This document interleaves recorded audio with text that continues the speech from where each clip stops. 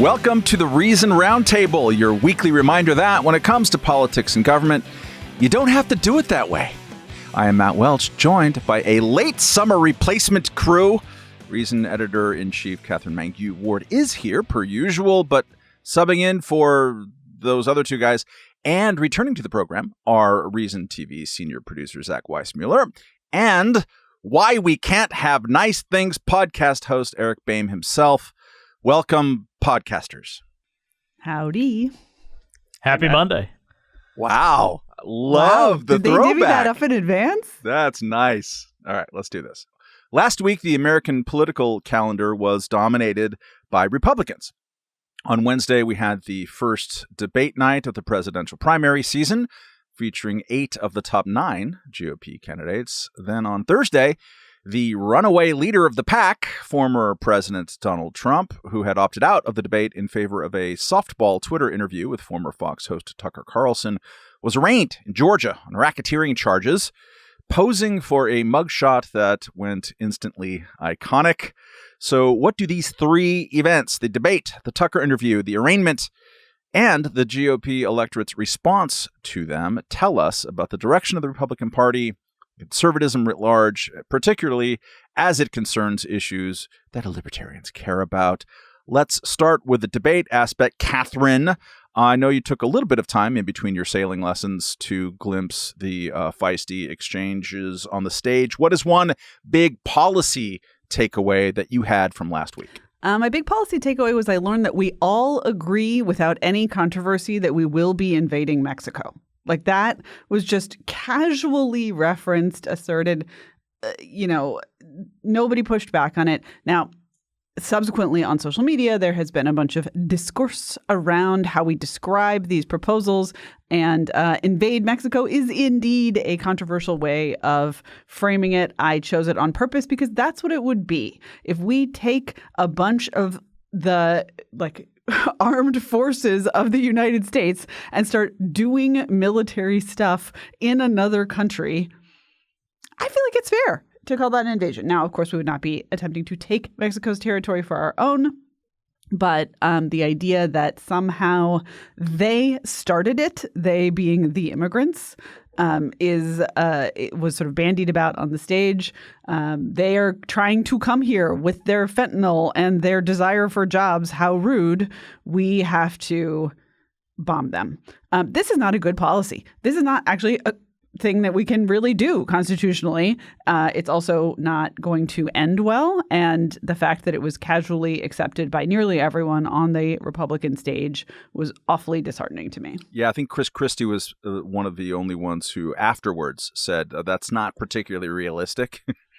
Or something along. Yeah, but even then, it was like he let it go by on stage, no problem, multiple times. Chris Christie is one of many Republicans who over the years has been fond of suggesting that what we should do with immigrants who come into the country is to label them like FedEx packages so that we can track their movements, which is pretty great. This is not a new thing at all in this campaign. There's not just a let's use the military in Mexico, but there's a lot of day one in that. People love the day one military into Mexico. I think it's great, especially for those people who are portraying themselves as being intervention skeptics and against neocons. I'm not a neocon. Day one, Mexico, war. Eric, you write a lot about trade policy and the mathematical horrors of short and long-term deficits and debts. What did you see on those fronts during the debates?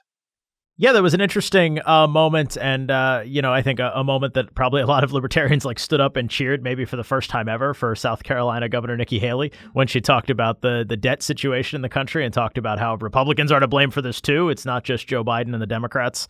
And so I think that was a noteworthy moment.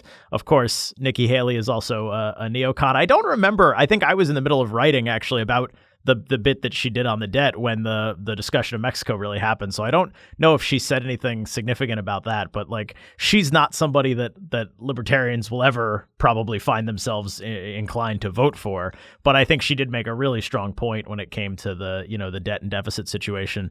And so that's something definitely worth highlighting from the debate. Overall, I thought it was actually more of a policy focused discussion. Not that these things ever are that in depth, but it really was kind of more of a policy oriented debate than I went into it expecting to see. So that was somewhat encouraging. One of my takeaways was maybe once we get Trump out of the picture, even if it's only temporarily, there actually is space for some conservative, in good and bad ways, but there is space for conservatives to actually have a debate about policy, which is something that's been really sorely lacking on the right for the past, 8 years. I will say that is spoken like a man who paid more attention to the very beginning of the debate and then popped away to write because it did degrade as the debate went on. That's for sure. To a whippersnapper old man barkity bark between Pence and Ramaswamy, for example. Yeah, there was a bunch of that. Yeah, there was in-depth policy analysis, I wouldn't say. No, I wouldn't say in-depth policy analysis, but I mean, even the discussion of do we have military intervention in Mexico, as completely bonkers and insane of an idea as that is, it at least represents an actual policy idea, right? It actually represents some sort of a tangible thing. Now, again, a terrible idea, but if you want to discuss what do we do about fentanyl coming into America and how do we deal with the people that are dying from it, that's one idea. It's a very bad one, but it's an idea. Spoken like a man who wakes up in a trench in the mud, hungover, who can at least look up and say, I think I see the sky somewhere. Katherine, does that work? Zach, you literally moved from Gavin Newsom's California to Ron DeSantis's Florida, in part, at least, because of COVID-related education policies. Did you see anything on COVID or K through 12 stuff that caught your attention? Well, I will say that my experience moving from California to Florida was, I didn't move there because DeSantis is governor of Florida. I did at the time see that as a perk because I appreciated what he did during COVID in terms of keeping the schools open, letting people make personal decisions about what to wear on their face and so forth, and what sort of treatments to take, and zigging when everyone else was zagging. And I appreciated when he brought up that record. I thought that was when DeSantis was at his best. When DeSantis was at his worst, which was more often, was when he was leaning more into the culture war issues. And on the issue of education that you brought up, Matt, it's a perfect example. Once the issue of education was brought to him, he starts going right in on the CRT battles, kind of saying, we need education, not indoctrination.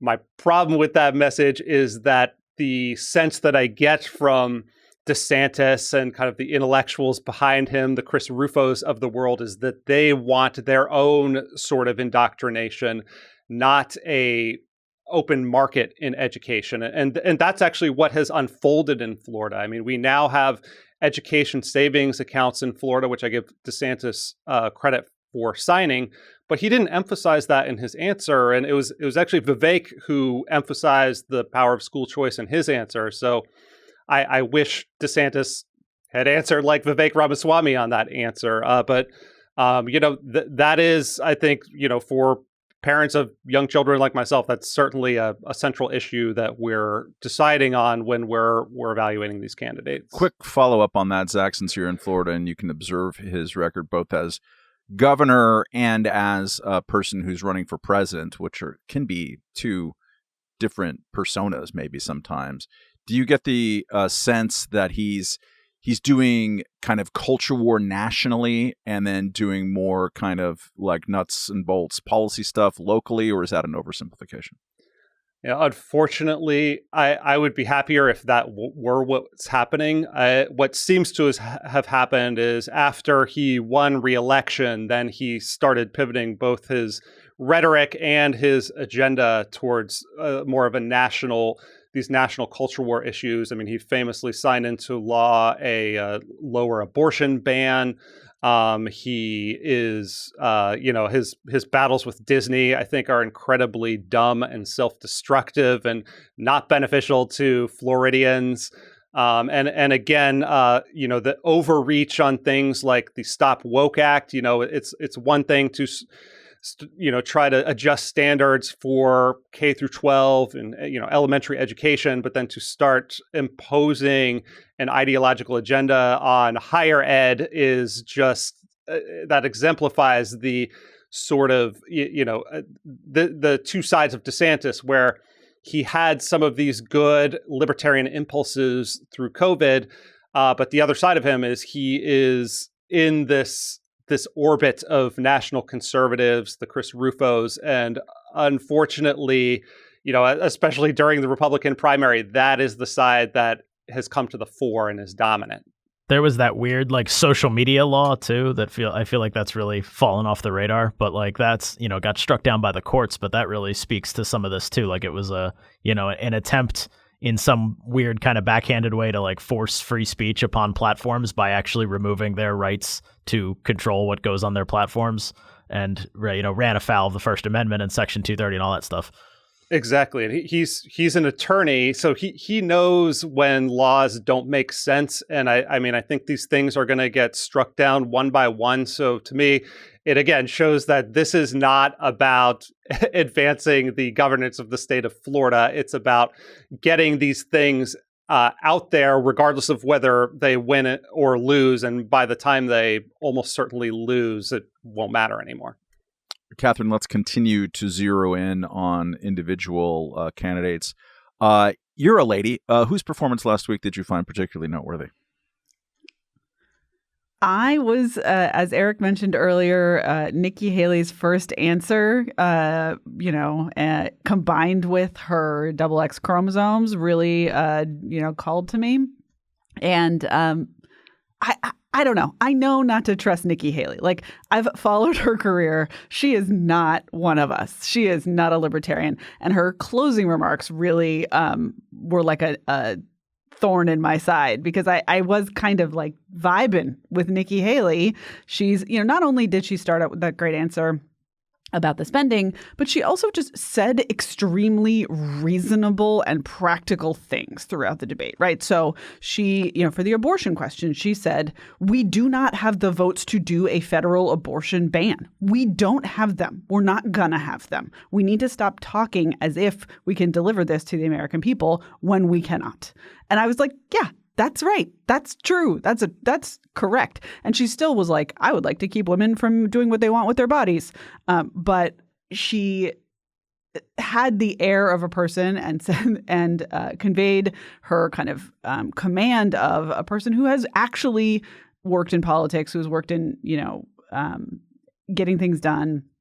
And I think that I experienced a little bit the I would have a beer with her moment. And then I was like, no, this is what they want you to do. And then at the very end, when she just was like, by the way, in conclusion, war is awesome. I was like, oh yeah, that's right. That's right. Keep that in mind. So I had a Nikki Haley moment, but it lasted maybe the first 47 minutes of the debate. And then I was done. She has so far in the initial post-debate polls been the candidate to bounce the most. She vaulted over not just Chris Christie, but I think even Mike Pence now. She's poking her nose ahead of him. So clearly it was resonating a little bit with some people. Although, polls and buyer beware and whatnot, and the ghost of Stephanie Slade. Eric, speaking of the kind of politicians who have actually been in office and have got stuff done, otherwise known as the establishment lane or the normie politicians lane that Republican voters don't like. Just don't like. Haven't liked it for 8 years. Not even a moment in the last 8 years. I'm a DC girl, Matt. I can't help it. I like those people. That literally it is 15% of the GOP presidential electorate. So talk about that lane a little bit, especially two of the other people that we haven't talked about, Mr. Vice President Mike Pence and his big defender, Chris Christie. Yeah, really interesting, actually, that these two guys would end up kind of in the same lane or end up being sort of teammates in some regard, right, Matt? Because they are very different personalities. If you went back 10 years ago, you would have never thought these two guys would be appealing to the same section of the Republican electorate. They seem like they're, Christie in many ways is sort of a pre-Trump, right? This sort of braggadocious and brash character. But now you've got these two guys, Pence and Christie, that sort of tag teamed Ramaswamy quite a bit in the debate. We could talk about that a bit later. But I think the real thing that's happening with the way the two of them went at this debate is, this is the debate that is happening within this primary, right? Kind of the shadow debate is, what do we do about Donald Trump? What does the Republican Party do about the alleged and very obvious, the alleged criminal misdoings and the very obvious political misdoings of Donald Trump in office, and particularly in the wake of the last presidential election? Christie, I thought his strongest moment in the debate was when he said that someone has to stop normalizing this conduct. Whether or not you believe criminal charges are right or wrong, the conduct is beneath the office of the President of the United States. Very strong moment for him. Pence had a good moment, sort of an exchange with Ramaswamy over whether they would pardon former President Trump if either of them ended up, having that power at some point, which I don't think either of them ever will. So it's kind of a moot debate. But Pence's response to that was that, he said sort of first kind of tried to get out of it by saying like, well, you're assuming that Trump will be convicted and I'm not sure he will be convicted. Okay, fair. But then went on to say that, as governor, Pence had dealt with people who has actually dealt with pardons before. And he said that, showing contrition, showing that you're actually, you realize that what you did is wrong is important in his mind for the granting of a pardon. And that he didn't say this, but the unspoken part of that is that you don't expect Donald Trump to ever demonstrate that. And so he said he would give due consideration if it ever came across his desk. But so I think you have kind of two different approaches here from the two candidates that have staked themselves out as the most obvious kind of anti-Trump Republicans in the field. And Christie is going at it in a very kind of prosecutorial, direct way. And Pence is trying to appeal to, I think, the better angels of Republican voters and say, like, look, you may disagree with what I did on January 6th. You may like Donald Trump a lot, but we need to consider like what is in the best interest of the country, what is in the best interest of the party. And so the way those two are handling it, I don't expect that it will do either of them any favors in the polls. I don't think either of them have much of a chance of winning this campaign, but it is kind of an interesting shadow debate or shadow primary, if you will, how they kind of go about prosecuting this case against Trump and against really the people in the party who still put their full faith and credit behind Donald Trump. Definitely got Christie some lusty boos that had to be like managed. Honestly, though, like there's some. Like Chris Christie deserves to be booed. He wants to be booed. He was making good points in the moment that he was being booed for the most part, but I was still just like, you know what, boo them all. Yeah, he's having a lot of fun with it, though. I think it kind of feels like he's just enjoying it. At one point, Ramaswamy actually said like, "Hey, we're just here to have a good time" or something like that, and I was like, "No, I mean, we're like a little bit here to choose the leader of the free world. Like, let's." Like, I support zesty and spirited debate with a little soupçon of the devil's advocate or whatever it is that we're doing here. Like, I love a good debate team energy to a debate, but we're not just here to have a good time. It's really not what we're here for. If you view the primary as Donald Trump is winning by 40 points over everybody else, which he is, then everybody is just here to have a good time. They're all playing for second place. It depends on who the we is. The we is in this. If we is just literally the people on that stage, yes, I suppose it was recreational. Well, I mean, Vivek is he's actually correct about his prospects. He needs entertainment value. He's in outsider, I will throw anything to the wall that sticks, especially blanket insults against the entire stage here in ways that will guarantee me 30-second response times afterwards. So he needs entertainment. That is a demonstrated avenue to get affection and strange new respect from a swath of not just the Republican electorate, but from a not insignificant number of the libertarians in my Twitter feed, I would say as well. It's very exciting when someone says, they're all bought and paid for and they worship their Pope Zelensky, which I thought was a particularly crass take that was guaranteed to quicken some pulses and sort of demonstrates the long trolling moment that we're not anywhere close to getting out of. I'd predicted ahead of time that Vivek would try to deliberately get under the skin, particularly of Mike Pence and Nikki Haley, and then make the debate all about him. I didn't necessarily think he'd be so successful at it, or at least that the other guys would just be vibrating with visible anger toward him. Christie just absolutely wanted to punch him in the teeth, in his gleaming white young person teeth. And the thing about people who do that, they can be super great fun when they're on your side. It is super. I loved it when Ramaswamy was like, let's abolish, I don't know, the FBI and the Department of Education and a bunch of other stuff. He's the only one out there being that kind of extremist. And I like that kind of extremist. That is super fun. And then you realize, oh, yeah, he wants to trade the voting rights of young people for mandatory or for national service of some sort until they're 25. What the hell does that mean? And even when he is kind of like emotionally, directionally correct, like, was talking about the malign influence that teachers unions have on American politics and policy, which is absolutely true and something that we've all written about quite a bunch here just on this panel. But abolishing teachers unions? How does the president get to abolish teacher? What is the mechanism for that? Break, actually, which was even more... Like, he just said they were going to break the unions. I mean, like emotionally? You can break Ronald Reagan broke the... Strike. You can break a strike. You can't break a... I mean, I don't know. Who knows? But like, and there's this feeling, people get excited about that. And they like that type of absolutely unworkable, super preternaturally confident presentation from an outsider who has absolutely no applicability about how this is going to work. This still thrills people. And as long as it thrills people, you're going to have some fun disappointments going forward. Go ahead. Yeah, I mean, I think it's obvious that he watched the Donald Trump or read the Donald Trump playbook from 2016, right? And he's trying to like update it and use it in his own way. But it's the same thing. It's like the build the wall theory, right? That was a simple, concise solution to immigration that wasn't a solution at all and was completely unworkable and very expensive, but people latched onto it. And I think you see that with a lot of what Vivek's talking about. The other thing that struck me is like he's got this, you sort of alluded to it, Matt, he's got this idea that like American citizens should have to pass a civics test before they're allowed to vote.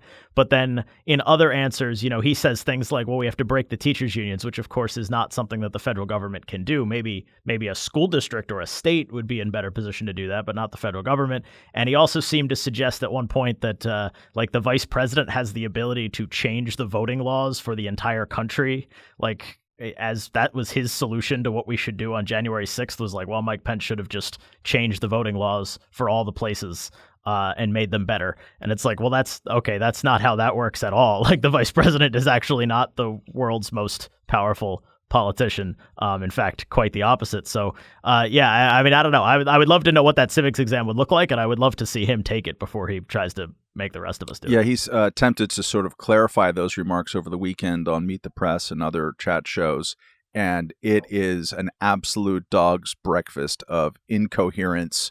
It's like, well, if I was Mike Pence, I would have pushed the magic button.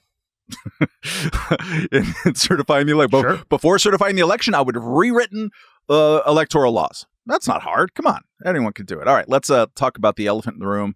We've alluded to him before, Donald Trump. Takeaways from the Tucker interview and or Trump's policy proposals last week. Katherine, you start us off.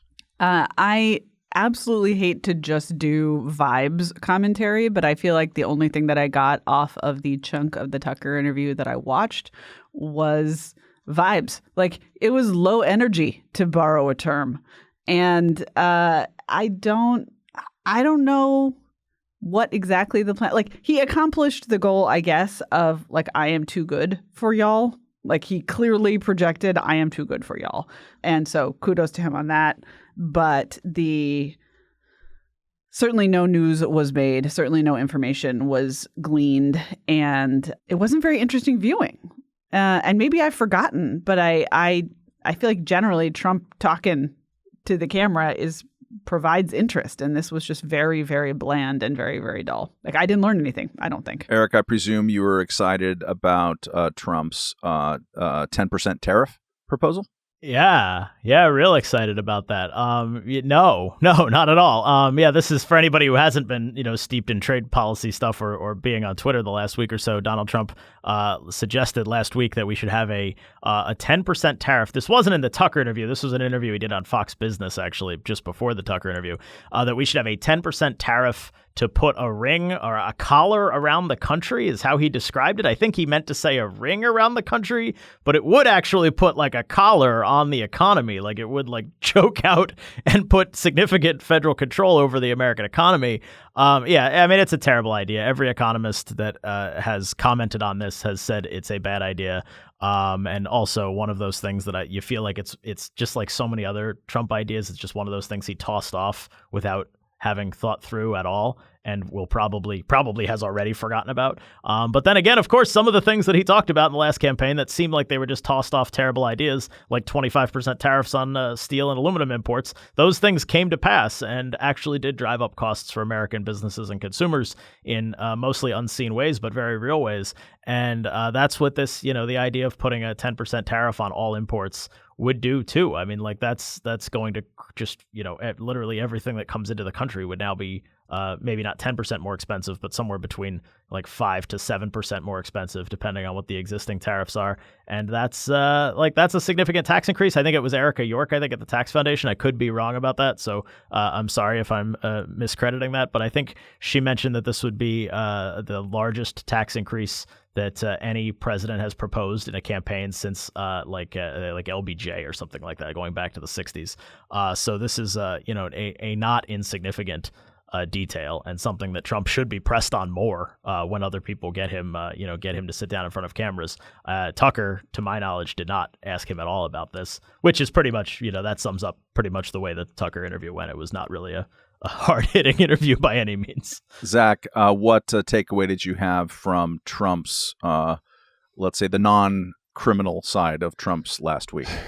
Well, I think just doing a Tucker interview instead of engaging in the debate, I understand the point that, you're trying to put yourself above the fray or as the presumptive nominee, but in the big scheme of things, I think it's a sign of real weakness. That and I'm disturbed by this tendency among our politicians to shirk debate or think that they don't have to answer. I mean, even when it happened during the previous election, where you saw very little of Biden during that election, I don't even have to engage. I think that this election, this primary to some degree, really is about: do you believe that Donald Trump is fit to continue to be president or not? And clearly, he and his fans do think that. There's some people on that debate stage that made it clear that they do not think that.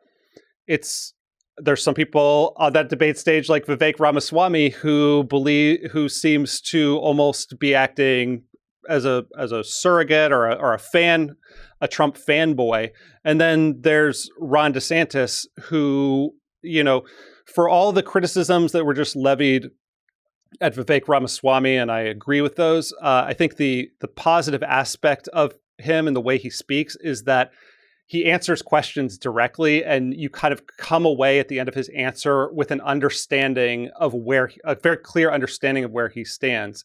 To have kind of Trump's main challenger on stage, who could be running on his record in Florida, dodging and weaving and saying, like, I kind of like have no beef with Mike Pence and what he did, but I'm just gonna like tiptoe around this. Like that doesn't work for me, and I suspect that doesn't work for a lot of people who are trying to make this decision. So I think that elephant in the room is just not really being addressed straight on, and it's a huge problem.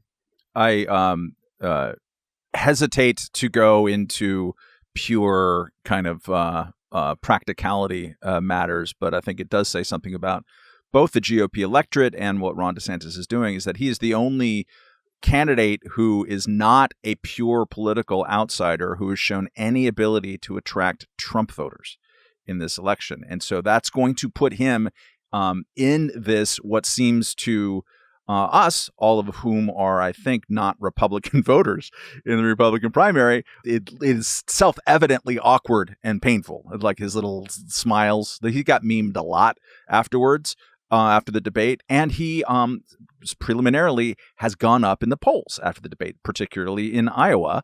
I think in part because there has been a demonstrated ability for Trump voters to go in between, to and from DeSantis and Trump. Back when the first of the 4 indictments, the bad one in New York, the really bad one, I should say, in New York, the Alvin Bragg one, should not have been brought, as we've discussed previously on this podcast. At the moment that came out, the spread in the polling between Trump and DeSantis was 15 percentage points. Trump had 45 consistently, and DeSantis had 29 or 30. And overnight, that went to 30 percentage points because all of it went from DeSantis. He lost 7.5.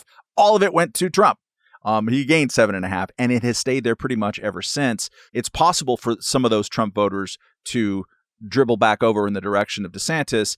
And part of the way he does that, one presumes, is by being super awkward for the rest of us to watch. And we should always think in terms of, the consumer-driven aspect of politics. I think that is just where Republicans are at right now. You cannot run a specifically, very explicitly anti-Trump campaign, I don't think, as an elected official and win. He'll probably have to sit there and wait before he can take the knives out, and it's going to lead to a lot of awkwardness. All right, speaking of awkwardness, we're going to get to our listener email of the week here in a moment.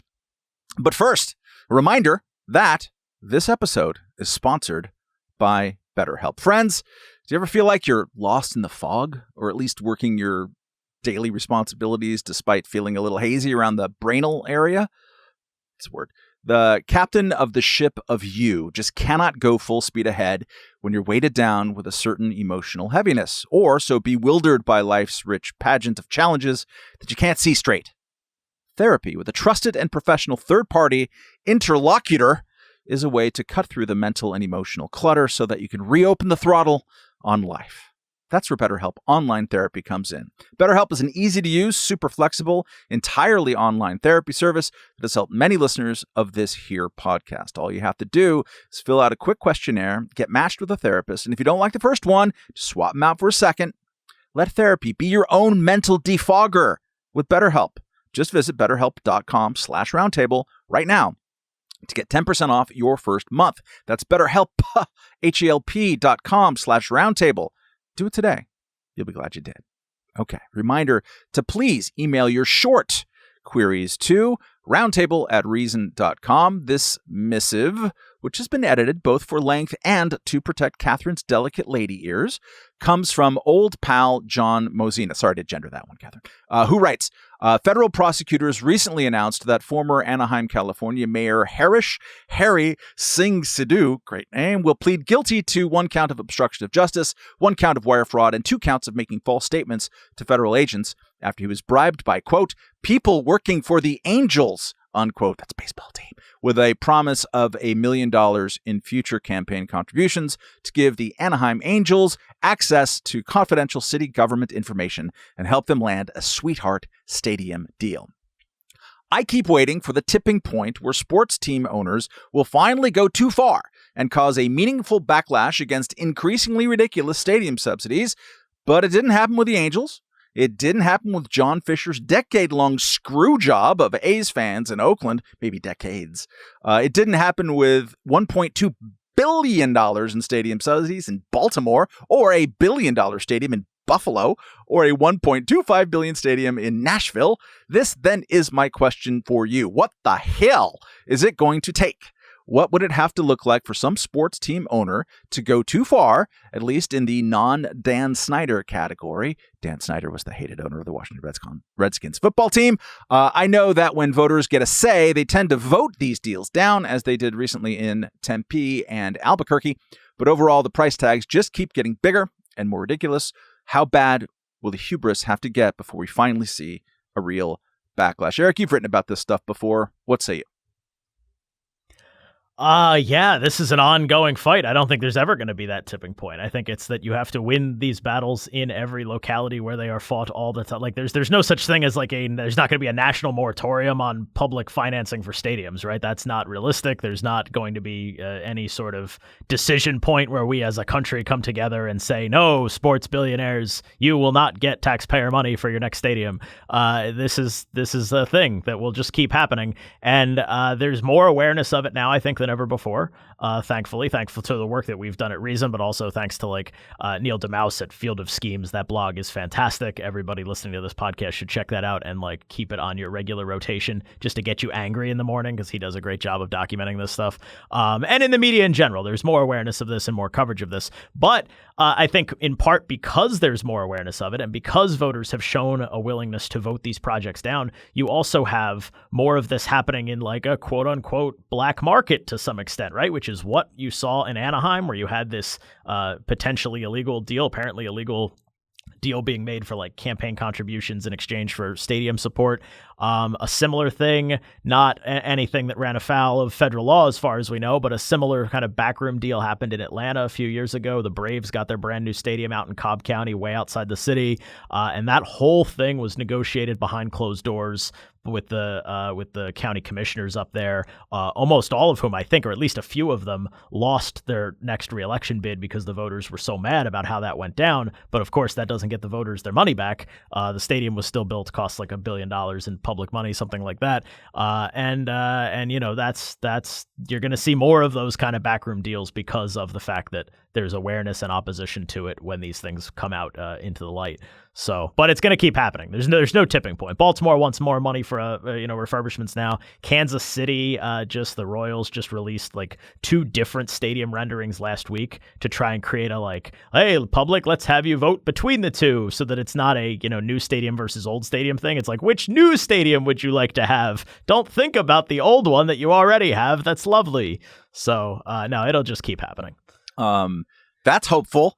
Zach, your previous state of California, ironically, and despite the Angels debacle and the A's debacle, is it's arguably the best state in the country when it comes to stadium subsidies, in that at least we have a couple fully privately built stadia there, whatever they call Pac Bell these days, where AT&T Park, I guess, in San Francisco, baseball stadium, and SoFi Stadium in LA for football have been privately done. And they're all, weirdly enough, they're really great places to watch sporting events.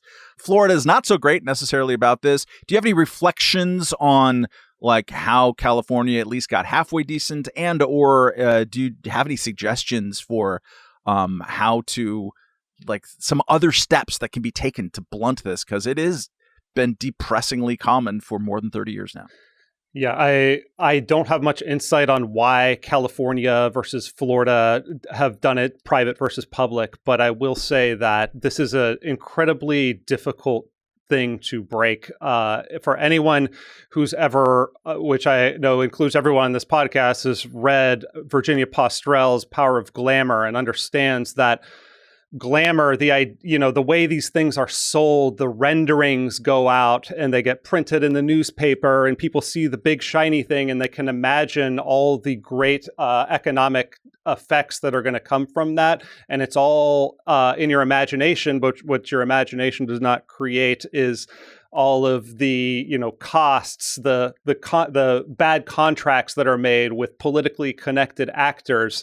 And I think it's only going to get worse, unfortunately, because we have seen downtowns in a decline for years, and that only got worse with the pandemic. And this is the way that politicians try to bootstrap and revive a downtown. It's we'll revive the stadium, or we'll build a new stadium, and then all this great stuff is going to go around it.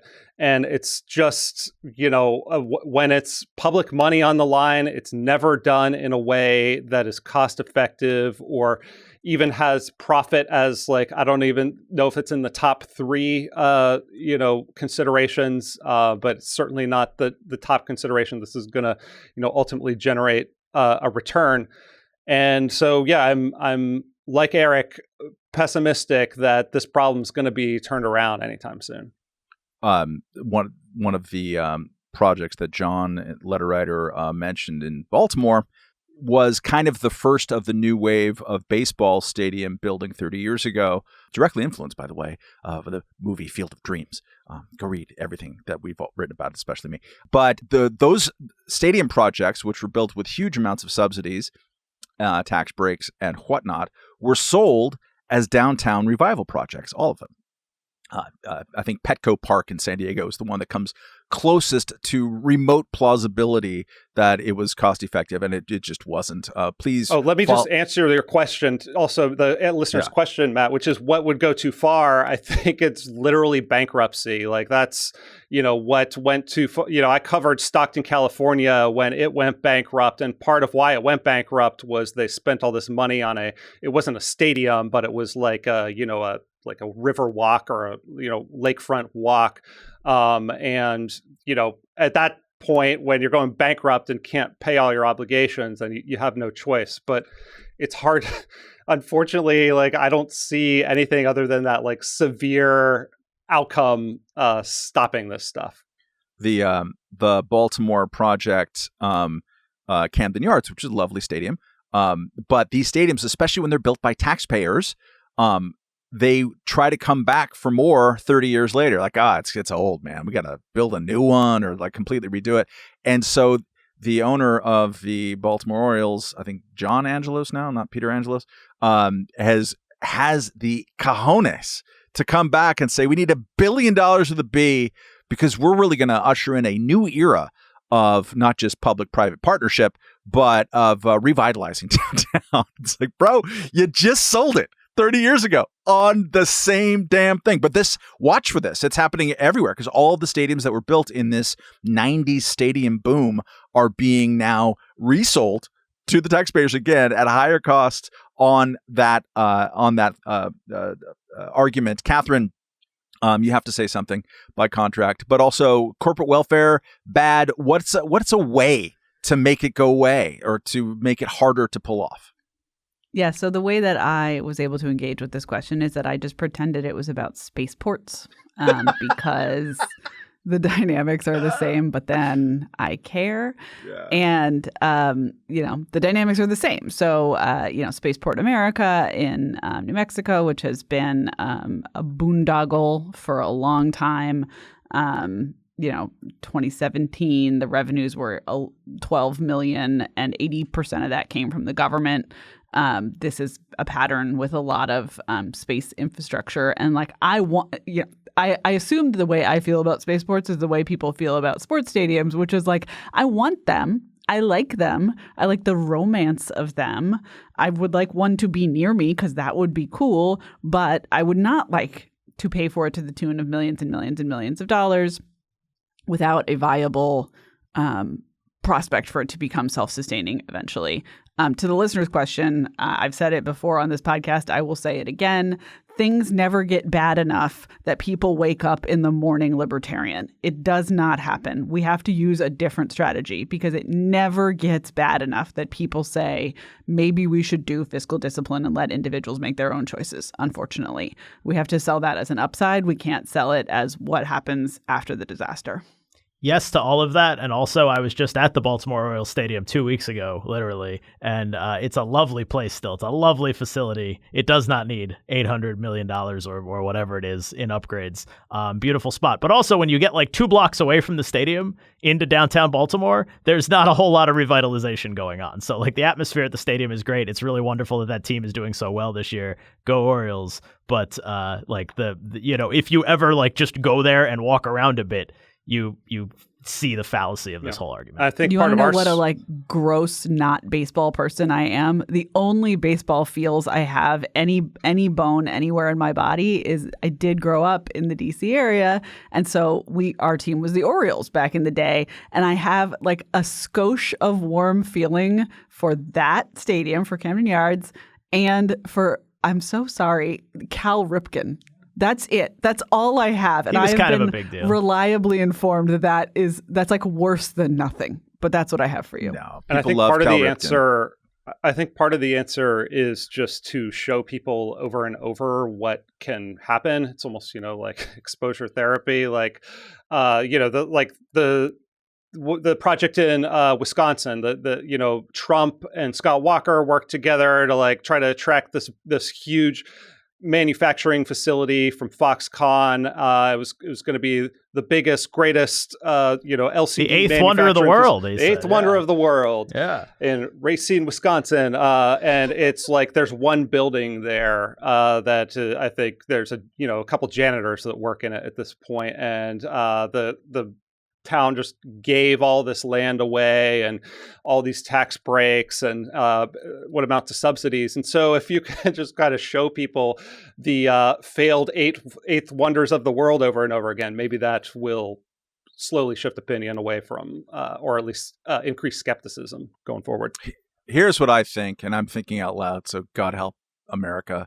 But, in a similar way that Ron DeSantis during COVID took measures that felt a little bit heavy-handed, like all schools must stay open. Like, do we want the governor to do that? We want to be local.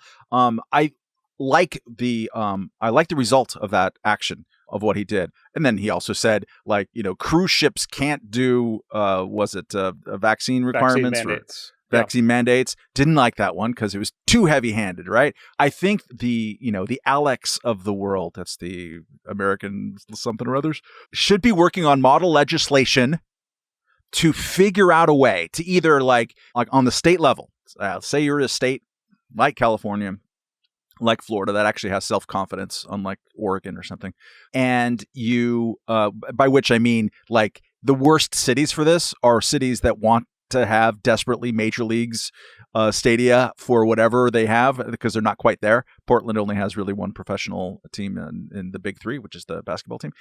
So they will throw all the money at like soccer stadiums. It's just awful. Anyways, but on the state level, say, okay, you cannot by law, have any subsidy money for stadium projects unless it passes a voter plebiscite, and you can even make the threshold high, or you can just make it 50%, because most of the time if people vote on this, they're going to vote against it once they see how much they're going to have to pay for it. The problem with all these things is that there are all these backroom deals, and I take it granted that voters just don't get to vote on stuff in most places or in all places through ballot initiatives, but there needs to be some kind of creative, like perhaps overbroad or stiff type of approach to this, because Lord knows the attempts to use creative lawsuits and constitutionality, they didn't work, which we've written about. We've written about every single one of these attempts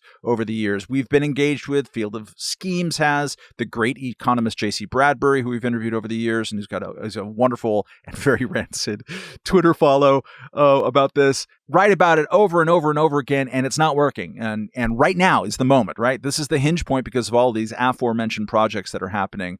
I want there to be a limited government outfit out there who's figuring out and testing out on the state level semi-heavy-handed ways to at least make it more difficult for local politicians to cut ribbons. And if you want to expand it beyond baseball stadium, great.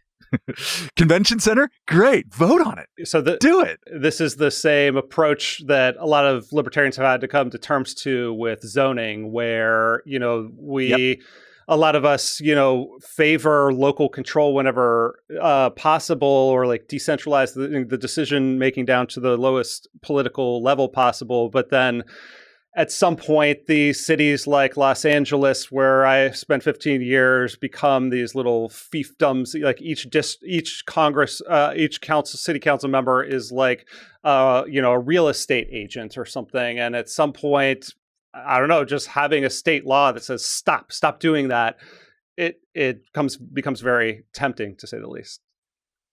Yes. All right.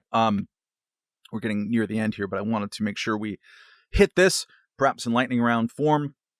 It is back to school week in many parts of the country, including in my house, which means the now annual tradition of mainstream media scare stories about resurging COVID counts in schools and various other mitigation measures that are either still in place or being considered for reanimating from the dead. These policies are in play. Last week, Reason's Emma Camp had a piece about how dozens of colleges are still enforcing vaccine mandates, partying like it's 2021 or whatever. We got some parents on this here podcast, at least a couple. Katherine, what are you seeing, if anything, anecdotally about resurgent COVID-style mandates and policies and restrictions in schools or around the people around you? So the DC public schools were some of the very last schools to still require testing to return after breaks. And I will be interested to see. They did not. I do not believe there is a requirement to start the school year to test in.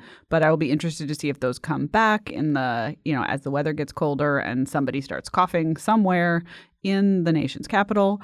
I did go and check out the CDC's updated recommendations out of curiosity. And one thing that struck me is while there is an explicit rejection now of test to stay policies because they require quarantine for exposure, which is no longer the guidance. They do still have the guidance to clean all surfaces at least once a day. And when you click through, the guidance does say basically like shampoo the carpets every day, which, I mean, it might actually be a good idea in like an elementary school classroom to shampoo the carpets every day because children are disgusting. But that is not a COVID mitigation technique that we should be pursuing, nor is it practical. It's just a good example of how, these official guidelines have become background noise. And that's unfortunate because it would be nice if there was some kind of entity that existed in the nation that could give like non-binding but helpful information about public health crises that people trusted. Too bad about that. Zach, you live in the free state of Florida. I presume there's not a single restriction anywhere around you about anything. Your presumption is 100% correct, and it makes me feel good. It makes me feel like I made the right decision, and I encourage anyone who is, facing this for the upcoming school year to, do. If you can't buy a plane ticket to Florida, then at least, figure out some way to just do what you want. We need to get these people the hell out of our lives as much as possible. One of the worst things about the COVID years and the Trump years was just having politicians take up everyone's mind space constantly and dictate how we try to live our lives. And part of that, comes, a big part of it is on them, but some of it is on, us as individuals as well to try to design our lives as much as possible, not to have to listen to them or deal with it. Eric, you hate kids, but you also hate government too. So do you see anything out there with lingering COVID mania?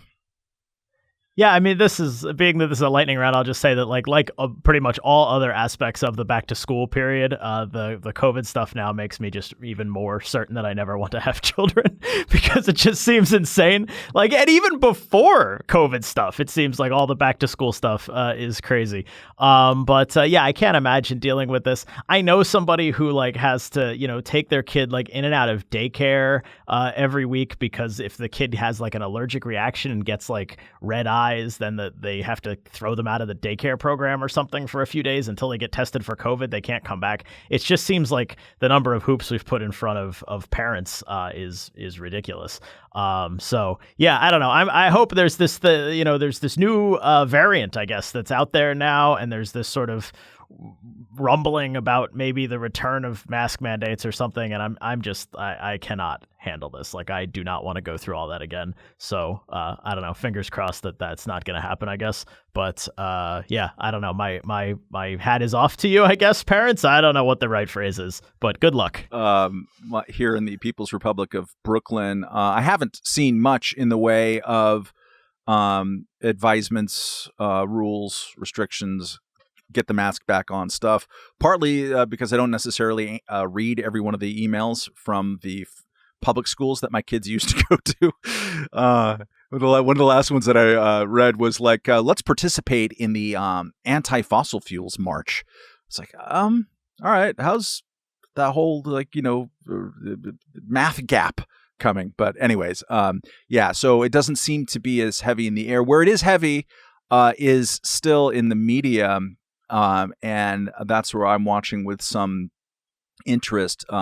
New York Times reporter, Apurva Mandavilian, I'm sorry for pronouncing her name badly, who really has written a lot of disgraceful stuff about COVID over the years and should have been taken off the beat. And I don't usually say that about every reporter at all, but has made a lot of errors.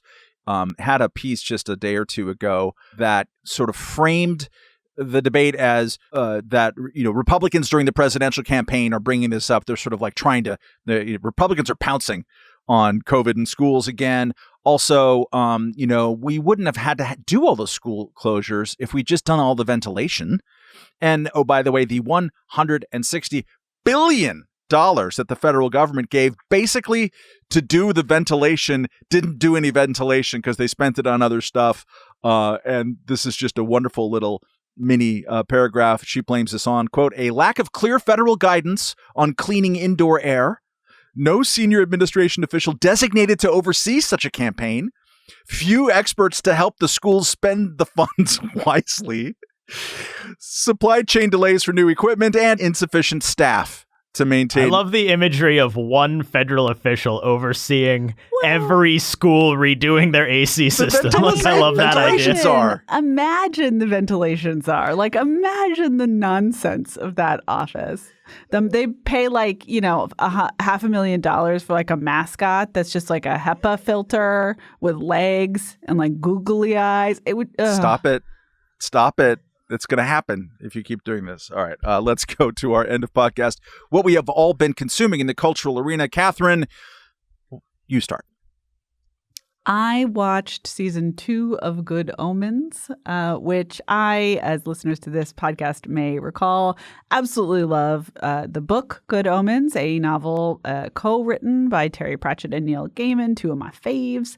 And the first series I approached with tremendous trepidation because I was concerned that it would take a beloved book and turn it into hot garbage. But in fact, I thought that the series was very good. Season 2 is not very good. Season 2 is kind of rambly. It's basically fan fiction. It's just a bunch of fan fiction about the Good Omens characters. And if you are going to watch this, please mute yourself now because I am going to do spoilers. The only real reason takeaway that I could get from the series is in the final episode when Aziraphale, who is an angel, who has been on Earth a little too long and got native, is offered the job of boss of heaven, and his friend, shall we say, Crowley, who is a demon, says, "Are you kidding me? Of course you turned that garbage job down." And Aziraphale says, "No, but if I'm in charge, I can make a difference." And I did have some libertarian feels about that because the heaven of Good Omens is a bureaucratic, stupid, silly place, and the hopefulness of this character that if he's in charge, he can make a difference. Really, really hits hard, especially when you have his beloved Crowley sitting there saying, "Here's an alternate proposal. Let's run away together to Alpha Centauri."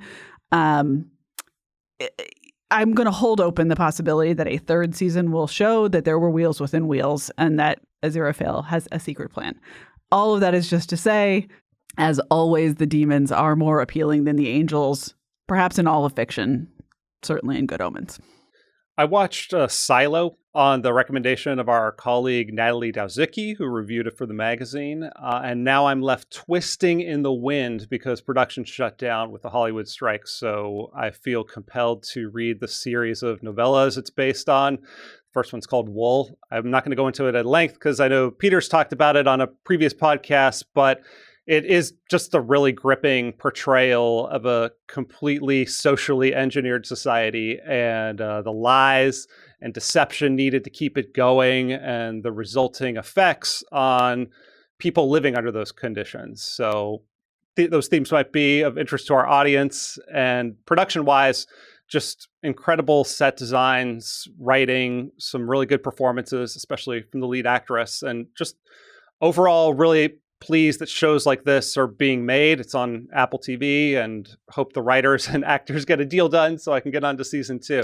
I might have to join the picket line to get that done, but Silo. Awesome. Eric, what did you consume? I went to see Sleep No More a couple weekends ago in New York City. This is a immersive theatrical experience, and I think I said this about the thing that I saw the last time I was a guest on this podcast, but one of the coolest theatrical experiences of my life, something I would absolutely recommend. It's in a converted warehouse in Chelsea that's all decked out to look like an old hotel, and the story that you're told as you're like checking into this hotel for the show is that this was abandoned for decades and it's recently been restored, and there's multiple floors, the first few of which actually do resemble an old hotel, and as you go higher and higher, it gets weirder and weirder. You end up actually in something that looks very much like an old insane asylum by the time you get to the top of it. You're allowed to wander the building freely for 3 hours, and the show just happens around you and the other people that are there as guests. And it's probably the closest thing, I guess, like the libertarian takeaway here is that it's probably the closest thing to Westworld that you could actually experience in real life, because the actors are on loops. They're literally just doing the same. They do 3 loops through this show, and there's different scenes happening in different rooms on different floors, and the actors are moving between rooms and between floors and in and out of these different scenes, and it's all timed, obviously, so that they can go, the characters can interact with each other in the way that the story necessitates. And the only difference is that, unlike in Westworld, you can't actually interact with them. You're not allowed to touch them. You're not allowed to communicate with them at all. In fact, you're not allowed to speak, and all the guests have to wear masks the whole time. So it does create this sense of like, we're all ghosts kind of watching this play take place in front of us, and we are unable to intervene in it, but we're watching this tragedy unfold.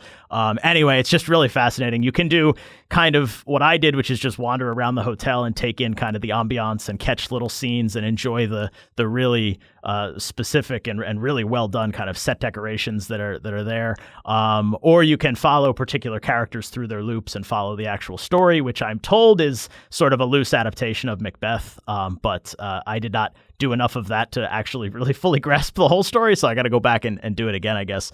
But really just like a fascinating experience, and really just unlike anything else I've ever seen. So very cool. That's Sleep No More in New York City. Cool. I think I might go check that out. I am going to take advantage of Nick Gillespie's absence on this podcast to talk about a book and a subject that he would just be interrupting about constantly and making horrible noises with his mouth like he does sometimes. So the book is called The Band FAQ. FAQ stands for Frequently Asked Questions, I understand. The subhead is All That's Left to Know About the Fathers of Americana. This is by Peter Aaron, spelled like Hank Aaron. The band is The Band, which was the backup band for Bob Dylan on a couple of tours beginning in the mid-'60s and also in the mid-'70s. And then they famously did a bunch of basement tapes with him up in the Woodstock, Saugerties area in 1967 that became this very kind of famous bootleg source material. After the band's Robbie Robertson died a couple of weeks ago, I've been deep diving into various parts, was driving around up there and went and visited the house where they made did a lot of the basement tapes, the music from the Big Pink, which is the name of their debut album. This is still Pink, the house. At any rate, some bits about that, particularly the way that moment in time of Bob Dylan and the band just kind of woodshedding away from the public glare, and in the process sort of inventing the genre of Americana, or sort of rediscovering it for the rock generation, is something that is of interest for me, despite the fact that both the band and Bob Dylan are two of the most over-covered subjects in rock music and popular entertainment history. You could argue that they're overrated, just like on this side of the Beatles, just like stop talking about them. Yet I had an interest in reading about them, went to the bookstore, just kind of gobbling up everything that was around, looking for Greil Marcus, the great rock critic's Invisible Republic and some of his other things that have been written about the making of the basement tapes. Could not find them. And so with great reluctance, picked up a book called The Band FAQ, thinking, oh God, it's going to be one of these things. Like if you're a baseball fan, I'm just doing this all to make Katherine go to sleep, by the way. And it's been successful. If you're a I'm literally just like scrolling Twitter right now. So carry on. If you're a baseball fan, there's always 40 things that every Anaheim Angels fan should know. And you're like, okay, I'll never pick that up because it's just going to be like some trivia mill doing bullet points. This is actually a really good book that is sort of set up with a lot of bullet points. Here are the main characters. Here is, I don't know, Kathy Evelyn Smith, the woman who went to jail for doing the drug cocktail that killed John Belushi.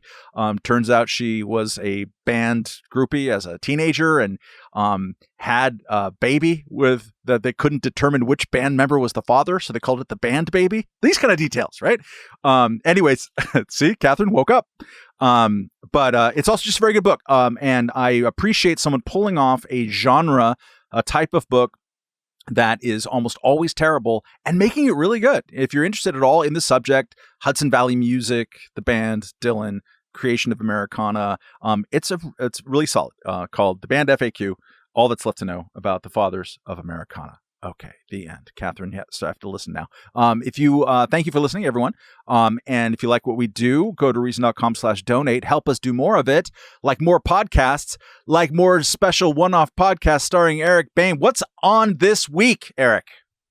This week, we're doing an episode about the chicken tax. Maybe you've heard of that before. Maybe you haven't. Back in the 1960s, there was a trade war between the U.S. and Europe over frozen chicken because, believe it or not, in the 1960s, chicken was a delicacy in Europe. That's how recent, chicken. Now we think of it as this like ubiquitous thing. But there wasn't a lot of it in Europe. There was a trade war over the fact that we were exporting chicken to Europe. In response to the tariffs that the Europeans put on, we ended up throwing tariffs on a bunch of European imports, stuff like brandy and pickup trucks.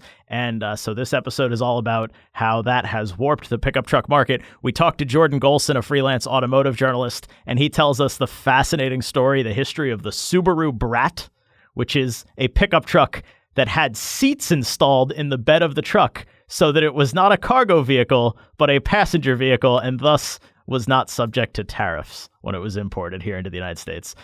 Really fascinating story about like the lengths that businesses go to get around tariffs sometimes.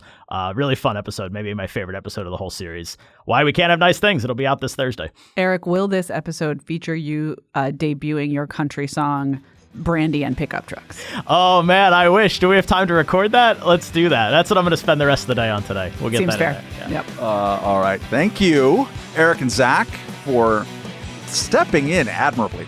Pretty solid, great work over here. And thank you all for listening, and we'll catch you next week. Goodbye.